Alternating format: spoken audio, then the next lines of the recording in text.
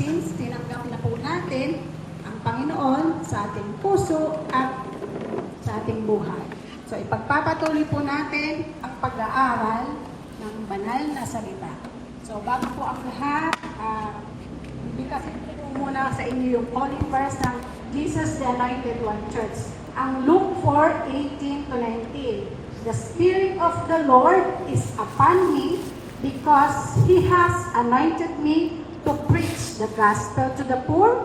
He has sent me to heal the brokenhearted, to preach deliverance to the captives and recovering of sight to the blind, to set at liberty them that are bruised, and to proclaim the acceptable year of the Lord. For our God is Jesus, the Anointed One. Kami po yung mga sugo ng Jesus the Anointed One Church sa panguna po ni Apostle Bishop Art Gonzales.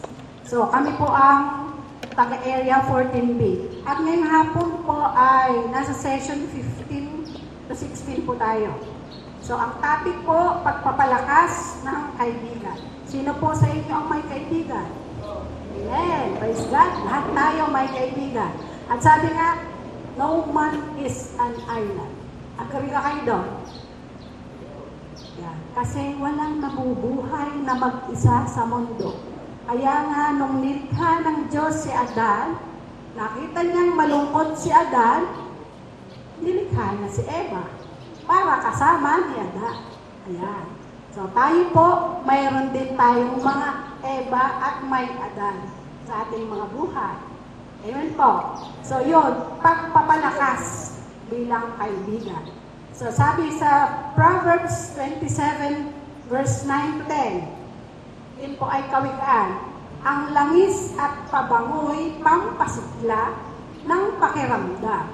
Ngunit ang kabalishay pampahina ng kalooban. Sa verse 10, huwag mong pababayaan ang iyong kaibigan ni ang katoto ng iyong magulang.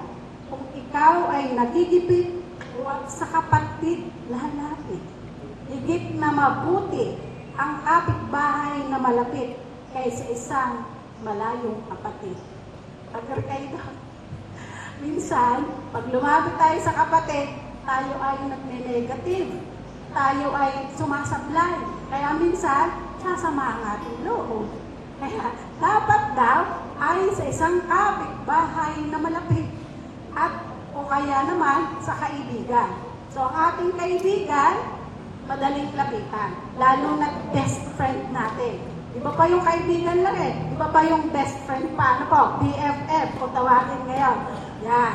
So yan po talaga ang kaibigan. Ano ka talaga yung kaibigan? Hinanap ko po yung meaning ng kaibigan. Ang sabi dito, a true friend is more than just someone you enjoy spending time with. Nag-i-enjoy po tayo, nakasama ang ating kaibigan. Hindi pag tayo may kaibigan, lagi natin kakwentuhan, ka-chat, diga. Naghiwalay na't lahat, magka-chat pa pag tayo sa bahay, diga po. Yan ang kaibigan. Talagang hindi tayo minsan maagwat sa ating pakipagpusa dahil nandun yung joy natin pagkausap natin sila. Ano po? And then sabi pa, they are a reflection of trust, loyalty, and understanding. Nandun po yung tiwala natin sa Kanya. Ang ating loyalty, yung ating pagiging, ano kayong loyal sa Tagalog? Yung tapat, yan. Tapat tayo sa ating kaibigan. Yan. Hindi natin inililihin kung anong meron tayo. Tanggap niya kung sino tayo. Diba? Yun po ang ating kaibigan. Kung sino man tayo sa kanyang tingin, tanggap niya tayo. Ganon din tayo sa kanya. Tanggap natin siya kung sino man siya. Pagka pinintasan ang kaibigan natin, tayo nasa kaloob. Diba? So, ganon po ang kaibigan. True friend. Talagang nandun yung trust natin, yung ating pagtitiwala at ang katapatan sa kanya. Yun nga, sabi loyalty. At pag-unawa. Naunawaan natin ang ating kaibigan. Ganun po sabi pa dito, friendship is about having someone who sees you for who truly you are. Without judgment, walang pag-uhusga. still choose to stand by your stand. Talagang nandun siya. Ano man ang sitwasyon ng buhay mo, siya ay katabi mo. Siya ay nandun para umagapay sa iyo. And it's about my mutual support. Yan, naroon yung suportahan ng bawat isa. Shared joy and unwavering presence even in silence. Yan. Tunay nga po, ang kaibigan ay nandun lagi sa ating tabi. At nag-uunawaan, nagtutulungan, at nandun yung ating laging pagtitiwala. May connection tayo lagi sa isa't isa. Then a real friend challenges you to grow.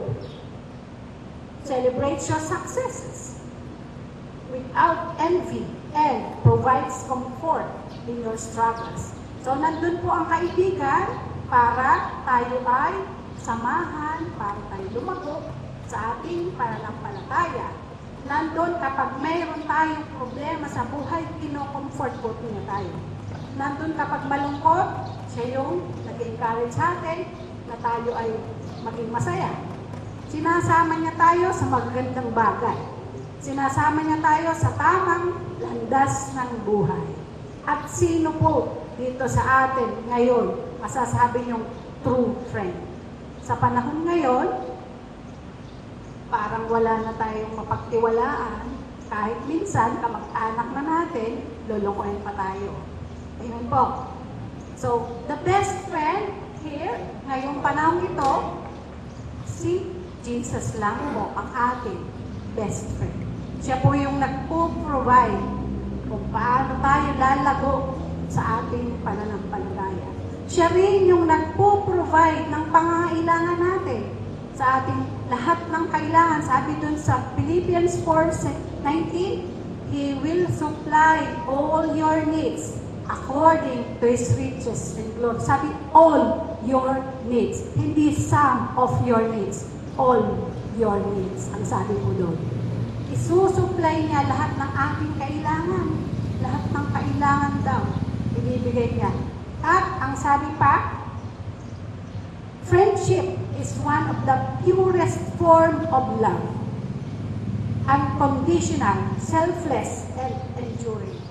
Unconditional. Walang kondisyon ang pagmamahal ng Panginoon. Nandun po siya lagi para tayo ay tumunin sa ating mga panalangin.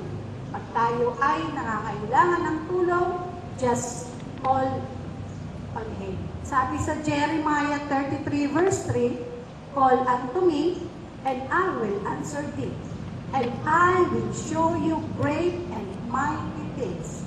Sabi po, Jeremiah 33 verse 3, nasa Bible po yun, tumawag kayo sa akin, at ako'y tutugon. At ipakikita ko sa inyo ang mga himalang bagay na hindi nyo pa nakikita. Tutugon daw. So tawag lang tayo. Basta tayo may pangailangan, sino pong tatawagin? Si Jesus, the best friend. Ang ating best friend. Yan. Paano po naman tayo tatawag? Paano ka po ako tatawag sa Diyos? Eh, hindi ko naman nakikita. Through our prayer. Yan. Paano naman tayo mananalangin? At paano paraan ng pananalangin? Tayo daw po ay pumasok sa silid. Sa isang silid, sasarado ang pinto at doon tayo manalangin. Diba po? Nang walang nakakakita sa atin. Hindi kagaya ng iba na paulit-ulit ang sinasabi at ipinakikita pa sa maraming tao na siya'y nananalangin. Ang dapat po pala na pananalangin ay yung taimtim sa puso mo na siya'y kakausapin mo. Just say what is inside your heart. Kung ano yung nasa kalooban mo, ang idirekta mong sabihin sa Kanya. Sasabihin mo lang, Ama namin, sumasalangit ka, sambahin ang ngalan mo. Yan. Tuloy-tuloy na po. At sabihin mo na yung gusto mo. Nandun po ang Panginoon. Nakikinig sa atin. Hindi man po natin siya nakikita, pero nararamdaman natin siya. Palakpak po ang kamay ng nakakaramdam sa presensya ng Panginoon. Amen. Kasi sabi nga, may dalawa na nagkatipon sa pangalan ni Jesus, siya ay nasa ating kalangitan more than 2 po tayo. Kaya, I declare na narito po sa ating kalagitnaan ang presensya ng Panginoon. Amen po? Amen. So, ganun po daw tayo mananalangin sa ating kaibigan nasa langit. Siya po ay handang tumugon sa lahat ng ating mga kahilingan. At anong panalangin ang gagawin natin? Panalangin may pananampalataya. Hindi yung panalangin na sampit sa kisame. Nasampit sa kisame yung panalangin minsan. Sabi, bakit ako yung panalangin? Hindi yata ako sinasagot. Dapat po, hihingi muna tayo ng tawad sa ating kasalanan. Sa mula pagkabata hanggang sa kasalukuyan, hingi po natin ang tawad yan. Mga iniisip natin, kasi yung isip natin marami. Kung anong nakikita natin sa ating kapwa, nag-iisip na tayo ng masama, kasalanan po yun. Kung ano yung ating nasabi, nabanggit na hindi nakalugod sa pandinig ng Diyos. Ang salitang nakasakit ng damdamin ng ating kapwa, kasalanan po yun. Ang ating mga ginawa na hindi rin nakaluwalhati sa ating Panginoon. Yan po yung mga kasalanan na dapat nating ihingi ng tawad. At yan po yung una nating gagawin bago po tayo dumulog sa kanyang trono. At tayo ay didinggin ng Panginoon. Dahil sabi, bakit ako'y panalangin, hindi yata ako sinasagot, nagagalit ka na tuloy. Ay may mali sa ginawa mo. Dapat pala, hihingi ka muna ng tawad. Kasi yung ating kasalanan, yun ang nagiging hadlang para tayo ay tugunin ng Panginoon sa ating mga panalangin. Gets na po, gets? Yan. Dapat hihingi muna tayo ng tawad. Kasi may pattern po ang pananalangin eh. Acts, A-C-T-S. Kagaya ng pogi. Ano kang pogi? Ano ang pogi? Review? Mamay tatanungin kayo. Yes? Presence of God inside. Yan, pasado na kayo. So yan, dapat may pattern din ang pananalangin. A. Ano yung A? Adoration. Atin muna pong pupurihin ang Panginoon. C. Confession. Dapat po, i-confess natin ang lahat nating kasalanan. A-C-T. T. T. Thanksgiving. And S. Supplication. Yan. Ayun po ay ating tatandaan. Yung pattern ng pananalangin para po tayo ay dinggin ng Panginoon. Gets na po? So, next, panalangin may pagtitiwala. Kailangan may tiwala tayo na tayo ay didinggin ng Diyos sa lahat ng ating kahilingan. Panalangin taimtim na alam mo ikaw ay tutugunin ng Diyos sa iyong mga kahilingan. Yan. Panalangin din na walang pagdududa. Kasi pag nanalangin pala tayo at may duda, wala rin sagot. Ano po? Yan. So, sa pamagitan po din, nanalangin na tayo. Kailangan din pala, babasahin natin yung mga salita niya. At doon, sa pagbabasa, malalaman natin yung mga kasagutan ng Panginoon. Minsan, pagbuklat mo, ay, ito yung sagot sa akin niya. Tanong kanina, biglang ipapakita sa'yo ng Lord through the Bible. And what is Bible? Spell Bible. B-I-B-L-E. Ano yung B? May acronym din po yan. May meaning pa rin. B, pwedeng book, pwedeng basic. I, instruction. Basic instruction before leaving earth. Yan ang Bible. Mayroon din siyang meaning. So, kailangan, sabi nga, basic instruction. So, naroon sa Bible, lahat ng instruction sa atin how to live holy life. Paano tayo mamuhay ng may kabanalan? Nandyan po sa Bible, sa salita ng Diyos. At ang Bible ay pwede pong i-upload, i-download sa cellphone. Kaya wala akong magsasabing, hindi ko napabasa ang Bible, ako'y wala noon. Sino po sa inyo may Bible? Yan, praise God. Bukulatin niyo po, baka yung po ay naalikabok na.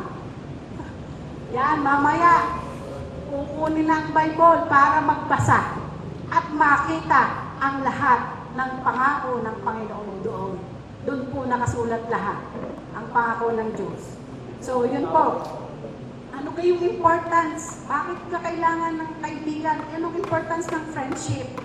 Sabi po din sa Kawikaan 27:6, may pakinabang sa hampas ng tapat na kaibigan kaysa halik ng isang kaaway.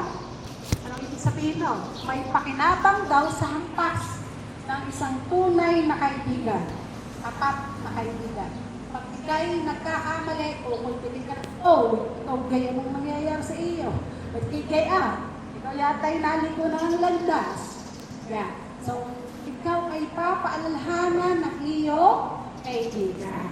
Yan ang tunay na kaibigan. Hindi ka hinahayaan na gumawa ng mali. Teka lang, bakit ikaw hindi na nagsisimba? May pagpapaalalang kaibigan. Ipapalag ka. Yan po ang tunay na kaibigan. Next. Sabi dun sa 10, huwag mong pababayaan. Kaninang binasa ko, huwag mong pababayaan ang iyong kaibigan ni ang katoto ng iyong magulang. Kung ikaw ay nagigipit, huwag sa kapatid lalapit. Higit na mabuti ang kapitbahay na malapit kaysa isang malayong kapatid. Inulit po na huwag daw natin pababayaan ating kaibigan.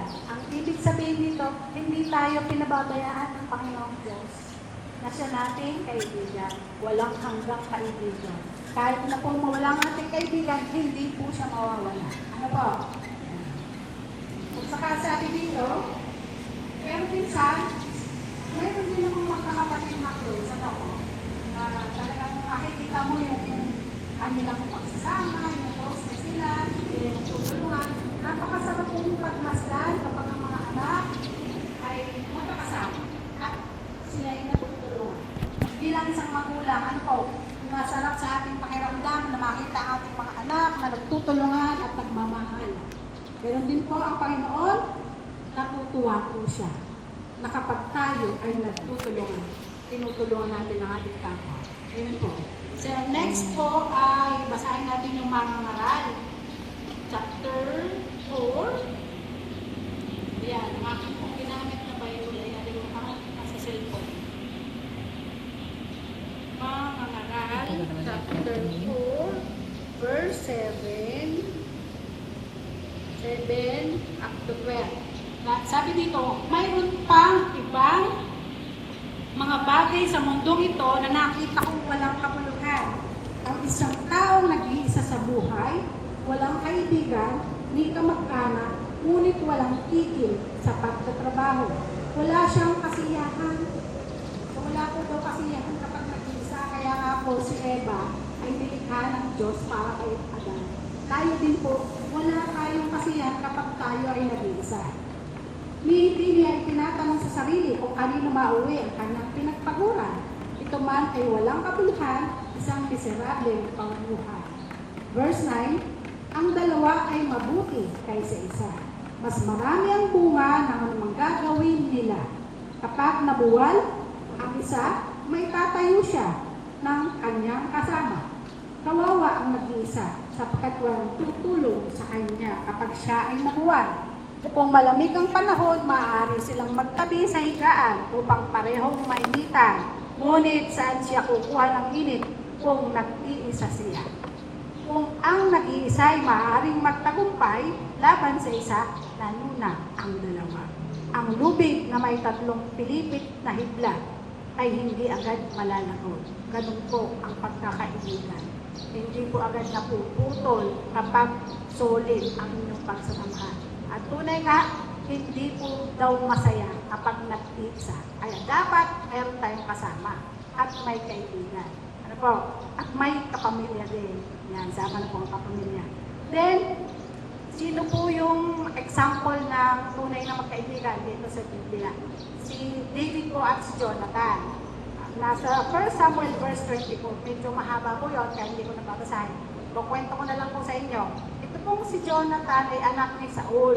Si Saul ay hari doon sa isang lugar na naging kaibigan niya si David. One time po, mayroong salo-salo sa kanila, nainggit po si Saul kay David sa isang maliit na tao na siya ay nakapatay kay Goliath. Si Goliath po ay malaking tao. Higante po yun.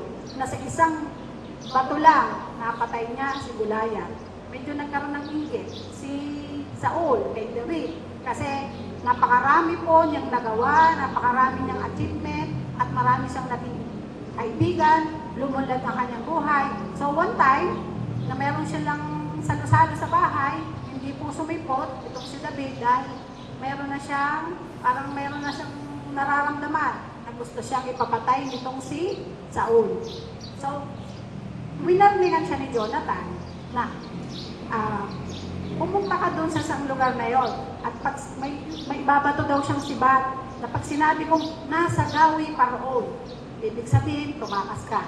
Pag sinabi ko naman na narito, sa banda rito, yun, pwede kang lumabas, ibig sabihin, walang panganib. So, ganun yung pagkakaibigan ni Saul, yun ni David at ni Jonathan. At itong si Jonathan ay anak ni Saul.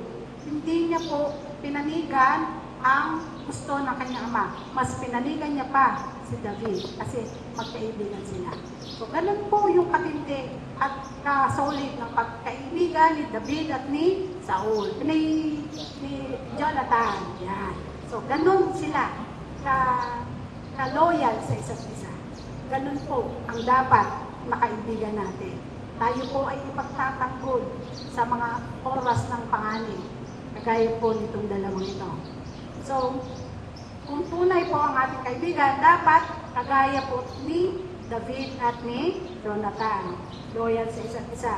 Ganun din po yung relasyon natin sa Panginoon. Tayo ay kaibigan niya. So, dapat loyal po tayo sa ating kaibigan. So, ganun po tatandaan natin, si Jesus ang tunay nating kaibigan. Yan. Dahil sa panahon po ngayon nga, parang talagang kahit na best friend mo na, isang ay nasablay pa. So, ang talagang best friend natin, walang iba, kundi si Jesus. Gets po? Yan. Ang sunod po nating pag-usapan ay pagpapalakas sa isa't isa sa ating komunidad. So, yan, kagaya po ng ginagawa ni Doktora, ngayon po yung holiday, pero nandito siya. Kasi gusto niya, kayo po ay maalagaan. At sabi po dito sa Hebreo 10:24-25, at sikapin nating mapukaw ang damdamin ng bawat isa sa pag-ibig sa kapwa at sa paggawa ng mabuti. Sabi, pag-ibig sa kapwa. Mamaya yung recitation. Pag hindi nakinig siya, may penalty. So, ang sabi, doon sa 25, at huwag kaligtaan ang pagdalo sa ating pagtitipon, kagaya ng ginawa ng ilan, kundi palakasin ang loob ng isa't isa, lalo na ngayong makikita nating nalalapit na ang pagdating ng Panginoon. Paano po natin masasabing malapit nang dumating ang Panginoon? Ano po yung ating nakikita at napapansin sa paligid? Marami na po mga pangyayari na hindi natin nararanasan noon. Kagaya po nung Christine, bumagyo bigla dito sa Batangas, siguro yung lahat napatawag sa Diyos dahil binaha. Yung mga lugar na hindi binabaha, pinasok ang mga bahay. Yan. May mga shaking na ginagawa ang Panginoon, hindi po natin alam kung kailan yon. May mga lindol na nangyayari, parang kailan lang, hapon yata lumindol. Yan. May mga ganyang pangyayari, hindi lang po natin nararamdaman, pero maging sensitive po tayo. Marami ng pangyayari sa paligid na sinyales at mga signs na nga po dahil malapit nang dumating ang Panginoon. Kaya po, ginagawa natin ito para tayo ay mapasama sa Kanyang kaharian. Pag nag-rapture, tayo kasama na kukuhanin ng Panginoon. Kaya mahal na mahal po tayo ng Diyos. At sabi nga doon, huwag kaligtaan ang pagdalo at pagtitipon sa pagtitipon. Kagaya po nito, ito po yung pagtitipon na ginagawa para sa Panginoon. Ito yung isa sa mga kailangan natin upang tayo'y patuloy na lumago sa pananampalataya. Ang panonood ng telebisyon, ang pakikinig ng radyo, ng mga preaching, yan po'y maganda. Yung sa YouTube, makakarinig po tayo ng mga preaching, mga salita ng Diyos, patuloy po natin gawin yan. Pero, mas maganda na kung tayo ay dadalo sa gawain yan. Kaya nga sabi doon, may 7 days a week. Diga po, 7 days a week. 6 na araw, nilikha ng Diyos ang lahat dito sa paligid. May isang araw siyang nagpahinga. At yung hinihingi ng Diyos sa atin. Tayo daw po'y maglaan ng panahon para sa Kanya. Para natin siya'y papurihan at pasalamatan. Kayo po, pagkagising nyo, nagpapasalamat kayo. Yan. Tuwing magigising tayo sa umaga, sabi nga, every gising is a blessing. Yung magising ka, na ikay malakas ang katawan, napakalaking biyaya na po nun. Yung kayo ay nakatulog ng mahimbing, na walang sagabal, ay blessing na din po yun.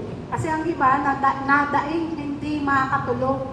Pero tayo, pag tayo nakatulog ng maayos, pagpapala po yun mula sa Diyos. At pag nagising, taglay ang kalakasan at kalusugan ng katawan, walang nararamdaman, napakalaking blessing po no, na tayo nakakalanghap ng hangin. Sariwang hangin ay malalanghap natin. Napakalaking biyaya po. At dapat natin pasalamatan yun sa Diyos. Palakpak po ang kamay na nakakaranas doon. Amen. So, yun nga, makikinig tayo ng mga salita ng Diyos at dadalo. Dahil nga sabi sa Mateo 6:33, pagsumikapan natin, naunahin natin ang kaharian ng Diyos at ang kanyang kaluwalhatian at ang lahat ng bagay ay idaragdag niya sa atin. Sabi nga doon, seek ye first, unahin daw natin ang kaharian ng Diyos at lahat ng bagay daw ay idaragdag sa atin. So, pag inuna natin ang Panginoon, magandang pakiramdam sa buong isang linggo. Ang buong isang linggo magiging maayos po. Subukan niyo po yun. Napakasarap po ng pakiramdam. Dahil nung naranasan ko po yun na kami nagsisimba lagi, pag hindi ako nakapagsimba, masama ang pakiramdam. At pag hindi po naman makapagsimba lang face-to-face, mayroon pong online. Kaya talagang mas maganda yung dadalo tayo ng gawain ng Diyos. Amen po. So yun. Ang sabi, dapat po daw ay, sino ka pong itinataas natin kapag tayo ay ganun ang ginagawa? Kinakailangan ikaw ay dumalo at makisama sa mga gawain o mga pagtitipon na ang tanging itinataas ay ang Panginoong Jesus. At doon ay makakahalubilo mo ang mga tulad mong nagmamahal at nananampalataya sa Panginoong Jesus upang magkatulungan kayo sa ikatatatag ng bawat isa sa pamagitan ng inyong pananalig sa Diyos. Yun po ay nasusulat sa Roma 1:12. Ibig kong sabihin upang magkatulungan tayo sa ikatatatag ng bawat isa sa pamagitan ng ating pananalig sa Diyos. Amen. Ngayon, ikaw ay meron ng nag-aalab na pag-ibig sa Panginoon na tulad ng mga kahoy na nagningingas. Parang yung nasa kalan na kahoy, digay pagka ang kahoy ay sama-sama, yung tuyo, pag sinindihan, lilingas yun, makakaluto. Tanggalin mo yung isa na may apoy. Pag tinanggal yun, maya-maya mamamatay na yung apoy nun. Ano po? Ganon din po tayo. Pag tayo ay nawala sa grupo ng mga mananampalataya, tayo po ay manlalamin. Kaya dapat lagi po tayo sasama sa kanila, sa mga, para magpalakasan sa isa't isa. Amen po. So yun. So, dapat tandaan natin ang Hebrew 10:25, lagi po nating pagsumikapan na makadalo sa gawain ng Panginoon. Eh paano naman po ako dadalo? Eh ako'y busy. Ako'y may ginagawa pag linggo ay naglalaba. Huwag muna po natin isipin yun. At saka, dapat may time management tayo. Dapat ay uunahin natin lagi ay ang Panginoon sa lahat ng atin sa buwan. Yun nga, pag-gising natin ay magpapasalamat agad sa Kanya. At pag araw araw ng linggo, siyempre, sa pera niyo muna po yung gagawin. Mamaya na pag-uwi. O kaya naman, Sabado, maglaba na.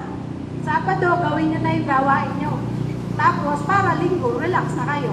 Magpupuri na lamang at mananalangin at makikinig ang salita niya. Amen po.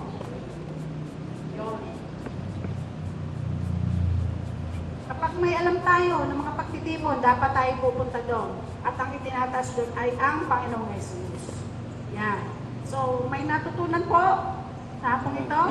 Palakpak po ang kamay ng may natutunan. So, una, sino po ang ating kaibigan? Panginoong Jesus. At saan tayo pupunta para tayo ay lumago sa ating pananampalataya? At sila po ay nanahimik. Tayo po ay dadalo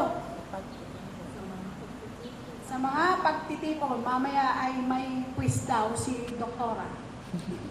So, yun po. Tayo muna po ay tumayo. Ay lagi po natin kanang kamay sa ating dibdib. At sumunod po sa kayo sa panalangin sasambitin ko. I-close po natin ating mga mata. Heavenly Father, thank you so much.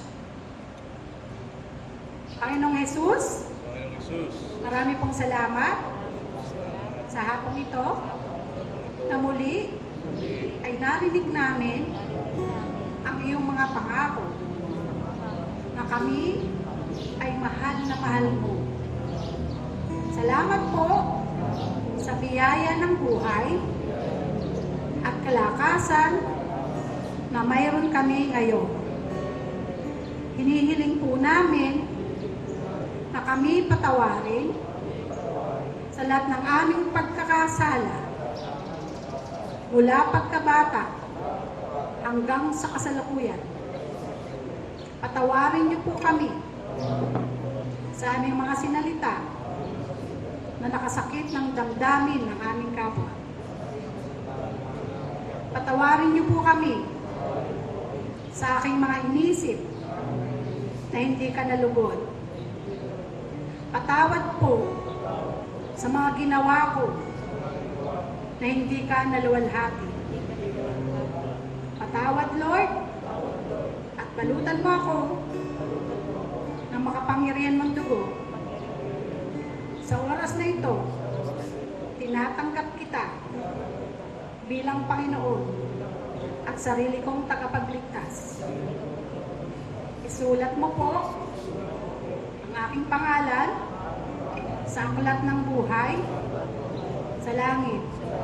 Huwag mo pong hayaan na ito'y mabura hanggang sa iyong muling pagbabalik. Salamat, Panginoon. Ikaw ang maghari sa aking buhay. Alisin mo sa buhay ko ang masasamang bisyo na aking nakagawian. Ikaw na, Panginoon, ang magmaniobra sa buhay ko. Pangunahan mo ako sa lahat ng oras ng aking buhay. Ikaw na, Panginoon, ang aking maging Diyos at tagapagligtas. Ito po ang aking dalangin sa pangalan ni Jesus. Amen. Ako na lang po ang mananalangin. Heavenly Father, in the mighty name of Jesus, maraming salamat, Ama, sa pagtanggap ng mga taong ito sa iyo. Sila, Panginoon, ay pangunahan mo sa lahat ng oras ng kanilang buhay. Manatili sa kanilang puso't isipan ang mga salitang narinig nila ngayong hapon, Lord God. Hallelujah. Purihin ka, Panginoon, at sambahin ka, luwalhatiin ka sa hapong ito. Tunay nga na ikaw, Panginoon, ang